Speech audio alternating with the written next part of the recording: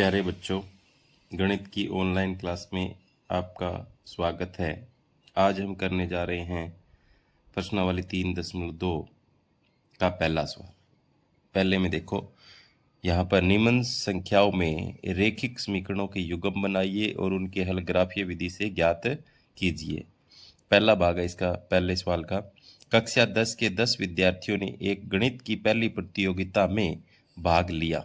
यदि लड़कियों की संख्या लड़कों की संख्या से 4 अधिक है तो प्रतियोगिता में भाग लिए लड़कों और लड़कियों की संख्या आपको ज्ञात करनी है। तो हम इसमें मान लेंगे, इसको हल करने के लिए माना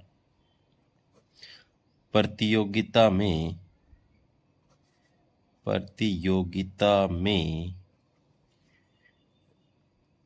भाग लेने वाले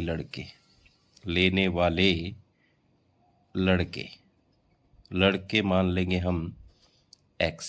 ठीक है, प्रतियोगिता में भाग लेने वाली लड़कियां जो है वो हम कितनी मान लेंगे? लड़कियां मान लेंगे हम y अपनी तरफ से। यहाँ पर x और y मान लिए हमने। यहाँ पर प्रश्नानुसार आपको देखना है। यहाँ पर देखो, कक्षा 10 के 10 विद्यार्थियों ने गणित की पहली प्रतियोगिता में भाग लिया। तो 10 विद्यार्थी हैं, तो आपको पता होना चाहिए पहली कंडीशन में इन दोनों का जोड़ कितना है? 10 है। समीकरण नंबर क्या बन गया? 1। ये पहली कंडीशन बन गई। अब दूसरी कंडीशन में, दूसरी स्थिति में वो क्या कहता है, जो यदि लड़कियों की संख्या लड़कों की संख्या से 4 अधिक है तो प्रतियोगिता में भाग लिए लड़कों और लड़कियों की संख्या ज्ञात कीजिए। तो यहाँ पर x और y मैं लिखूं, ज्यादा किसकी संख्या है? यहाँ पर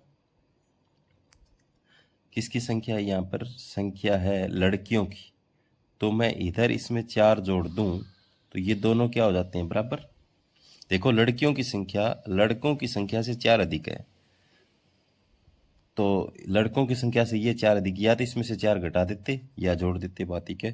तो x y इधर ले आएंगे, x माइनस वाई बराबर 4 इधर चला जाएगा -4। समीकरण नंबर क्या हो गया हमारे पास? यहाँ पे हो गया 2।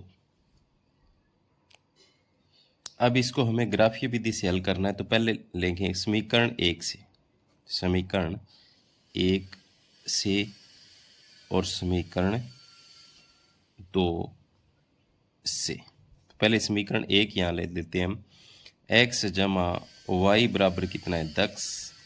यहाँ पर 10 y इधर जाएगा तो माइनस का y हो जाएगा। ठीक है, इससे हमें इसके 3 अपनी तरफ से मान करके हल एक टेबल बना लेनी है x और y के। उसको फिर ग्राफ पे हम खींचेंगे x और y। अगर मैं यहाँ y का मान ले लूँ, कितना ले लूँ? देखो, यहाँ पे मैं 5 ले लेता हूँ, तो 10 में से 5 गया 5। यहाँ पे मैं 6 ले लिया तो कितना बच गया? 4। यहाँ पे 7 ले लिया तो कितना बच गया? 3। इसी तरह से समीकरण 2 क्या है? x माइनस वाई बराबर -4। तो x बराबर -4 इधर जाएगा, प्लस का y हो जाएगा। अब इसके भी हम मान यहाँ पर लेंगे, 3 मान लेंगे हम x और y के। अगर मैं यहाँ पर इसका 1 लूँ प्लस का, तो ये माइनस के 4 हैं, कितने बच गए? -3। अगर 2 लूँ तो माइनस के कितने बच गए? 2।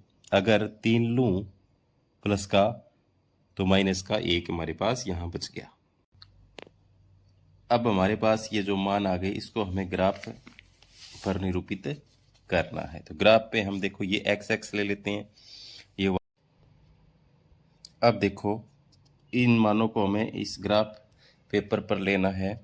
तो पहले 5 लेना है दोनों का, x का भी 5 y का भी 5। यहाँ हो जाएगा, देखो ये होगा। इसको हम यहाँ गोल दायरा कर लेंगे। इसके बाद में x का 4 y का 6, तो x का 4 यहाँ है, y का 6 यहाँ है। अब इसके बाद में x का 3 y का 7, तो यहाँ x का 3 है, और इन तीनों बिंदुओं को हम आपस में मिला लेते हैं। इसके बाद में हम इस दूसरे समीकरण से जो मान लिखे वो भरेंगे हम। x का -3 और 1, तो x का -3 यहाँ है और इसका 1 y का यहाँ है। अब इसके बाद में दोनों के 2 और 2 है, यहाँ 2 और इसका भी 2 यहाँ, -2 और 2 है।